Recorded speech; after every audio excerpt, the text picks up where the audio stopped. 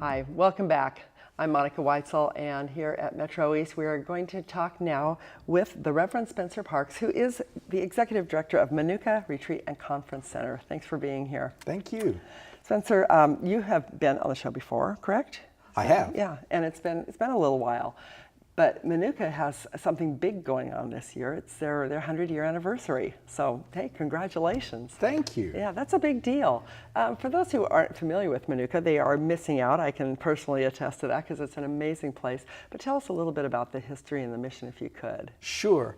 Menucha has been in existence for 100 years now. Back in 1914, actually on May 9th in 1914, Julius Meyer, whose father was one of the founders of the Meyer and Frank department store chain. Which all of us locals know. Everybody. Bought Menucha and named it Menucha. Menucha is Hebrew. He was part of the Jewish community there in Portland, and it means still, from the 23rd Psalm, as in he leads me beside still waters. It was supposed to be a place of peace and relaxation, and we have tried to kind of keep that in mind as we have turned it into a conference center these many years later. Wow.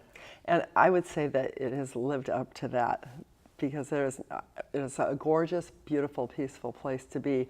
And now you use it, you said, as a retreat and a conference center. There's a lot going on there all the time.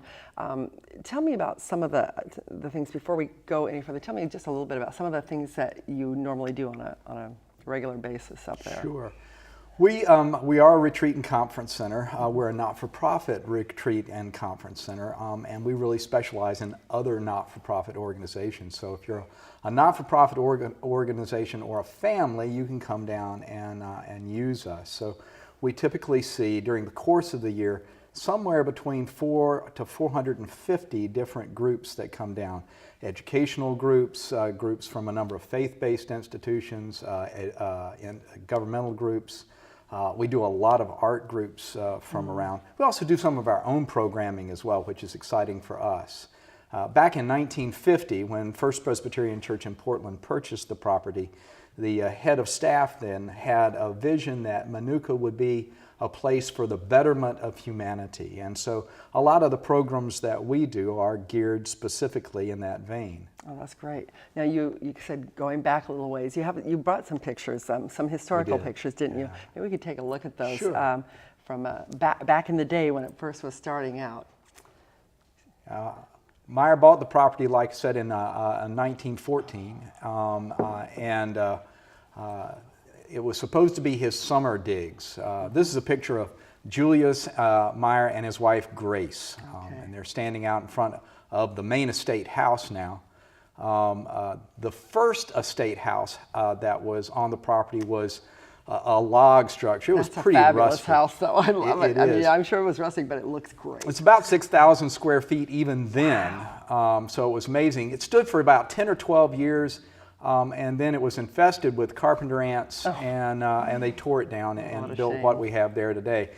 This is a picture of some of the Meyer and Frank employees out in front of Menucha. Oftentimes the employees would gather out there for games in the summer. Oh, fun. And huge, huge parties. It was a fabulous place to have parties. I bet. So now you obviously have games and parties there too, but in a different nature. I know that you've got some stuff coming up that we'll talk about a little later. But you had some, you said retreats there, but they also have, for example, you have a croquet tournament coming up, right? That's one of the things you have coming up. We do. We have our summer fundraiser is our international croquet tournament. Okay. Let me jump to this picture. That was a view there right. from Menucha. That is an amazing view, and you have that view from pretty much all over there, correct? That specifically is view from our swimming pool, and it overlooks the gorge and particularly Vista House, of which, incidentally, Meyer was instrumental in making sure is that right? Got there. I remember going to Menucha and thinking, oh my gosh, I'm looking down on Vista House, thinking that was like the highest point before that I'd ever been to, but I didn't realize you looked down at it. Now this is the house This is the estate house as it stands today, and this is what replaced that old log structure. It's still a fairly large building. It was completed in the late 1920s. during that great social experiment called Prohibition. And so we have a Prohibition bar in the basement of Wright Hall. A Prohibition bar. Originally, you would press a button underneath the mantelpiece on the fireplace, and the walls would magically open up to reveal a fairly significant wet bar. The sign on the right is a sign into the property. The grounds themselves are spectacular. Yeah. In its day, Meyer kept up to 30 gardeners on staff full-time. Wow. We have a lot of volunteers and a good staff that keeps that. This was the caretaker's residence, so we now use it as our office. And it's probably the oldest building on the property. Huh. It gave Menucha its original address on the historic Columbia River Highway. Wow. And just below that was the residence for the chauffeur and the garage for the facility. We have a lot of groups that use us. This is one of our favorite groups. It's the Creative Arts Community. They're a separate 501c3, but they actually bill themselves as the Creative Arts Community at Menucha. Oh, really? Because And, that's where they meet? They have met there for almost almost 50 years. Wow. Now. They meet 2 weeks in the summer, and they offer a variety of art classes. They're spectacular artists that come. We also offer some of our own art classes as well. We have one coming up later on in the year with Chris Stubbs. She's a watercolor artist and instructor. That's great. We love family reunions. Is that what this is? This is a family reunion. They take on kind of a different character when you house everybody in one building. So people can stay there overnight. Definitely stay there overnight. We have lots of bedroom space, and we have some of the best food in the Columbia River Gorge. I will agree with that. Another that family looks like reunion fun. picture. I'm amazed at how creative these people get when it comes to activities that they want to do together. So they can use a swimming pool too while they're there. We do. This is one of our classes. We offer a ukulele band camp in March. And we have some of the rock stars of the ukulele world coming out to be instructors. I love it. This is Paul Hemming from New York. Wow. A view from the back side of the main estate house. This was Pink Lemonade Group. So these were cancer recovery folks. Yeah, I had them on the show here before they actually had their retreat there. They're great. And talked to them group. afterwards. They loved it up there. Loved it. They're a wonderful group. And this is our croquet tournament. This is our winner. It's actually our winner for the last 4 years. This young gentleman, Samuel, has he's won been every undefeated for a while. He's just a kid. Yeah, he is. He started when he was in high school. We think he's going to graduate from college this year. Wow. They look like they're having a good time. They're having a great. It's international. My wife's Canadian. We enter her every year, so that's why we can get away with calling it an international tournament. So is a tournament something that actually is it a fundraiser? Or it is a fundraiser for Menucha.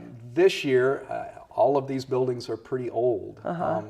And insulation was not a high priority then. So we're raising money to put insulation in the walls and make it a greener, more energy efficient facility. And more comfortable for your guests. Much more comfortable for the guests. So the money that we raise from this event and from subsequent events for the next year or so will go to the greening of Menucha. Right. When you say subsequent events, do you have other things planned for the year? We have another fundraising event in September, and that's a dinner that we have. But we do have other events that we will sponsor in the year. Some of them are faith-based because we are part of the church. I remember the Presbyterian Church, Presbyterian Church. We do a church leadership series with church leaders. Okay. We also have kind of an academic set called the Right Lecture Series, mainly for pastors. And that'll happen in October. One of the things I'm particularly excited about is we have an acoustic blues weekend, Blues in the Gorge. Now that appeals to me.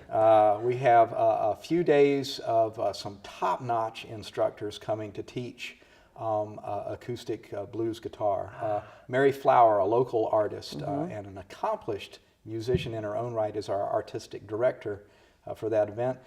We also have Pat Donahue, Grammy winner, and the guy on the Prairie Home Companion. Oh, yeah. Will be coming down to be one of our instructors. Susie Thompson and the Reverend Robert Jones, another great blues musician. So they'll all be there. So there'll be it'll be teaching. It's not a performance. It's teaching. It's not a performance. It's teaching. Now the instructors will do a performance at the Alberta Rose Theater later on. Okay. And in fact, the instructors for the ukulele workshop also do a performance at the Alberta Rose as well. I have to find out about that. I live right down the street from there, so I could check that one out. That would be both great. of them will be amazing concerts. That would be wonderful. So tell us a little bit more about Menucha. If somebody were interested in reserving some space there, you have not only classes and workshops and things like that for 501c3 nonprofits and other arts groups and community groups, correct? Right. But the spaces that they can actually rent, so say for a family reunion, how big, how many people can you accommodate? Sure. We have on the property 220 beds. Wow. However, our dining hall kind of maxes out at about 150 people. That's So still a lot of people. that's about how many. I wouldn't have a family reunion ever that big. We have some that are that large. It's amazing. So if you are a not-for-profit organization, a family or art group, something like that, you just give us a call.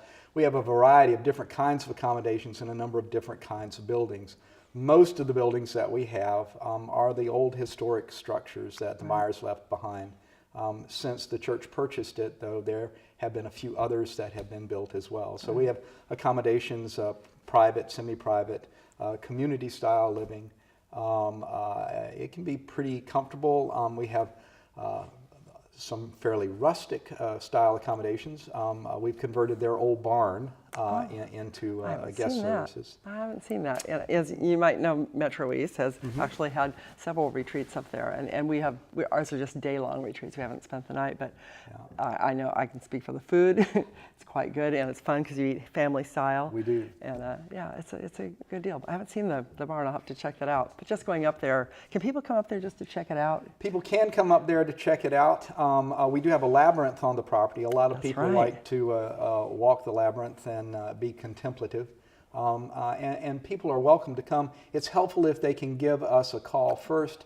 Occasionally we have groups that like a little privacy, and we won't allow extra folks on the property, but generally speaking. So just call and say, hey, I'm thinking about coming up this afternoon or whatever next week sometime. Is that an okay time to come? Yep, and check by the office. We'll give you a visitor's badge, make you look official, and nobody will run you off. Sounds good. You can walk around the property and enjoy the views and the grounds. And it is beautiful. Any last words? Anything else we should know about Menucha? You know, it's a great place. We also do personal retreats there as well. We have a very limited space, so if you just kind of wanted to come up and get your head together, no phones, no TVs, no radios. And the personal retreat, is that, I mean, is it what you do yourself, or is there? We do have program staff available if you'd like to have a little more directed kind of personal retreat for some spiritual reflection. Nice. But a lot of people just kind of come up and use it to reflect and to get a little peace. We do have Wi-Fi. But, You'll grant them that. We'll grant them that, but that's about it. Okay, sounds good. Fair enough. Thanks very much, Spencer. I appreciate you being on today. And congratulations, made it to 100 years at Menucha. That's a pretty impressive thing. So if people are interested in finding out more, do check out their website. Obviously, there's a lot of stuff going on there, and it might be something that'll be just right for you, your family, or excuse me, or your organization. Don't go away. We'll be right back with more of Community Hotline. Right? I think we got it all in.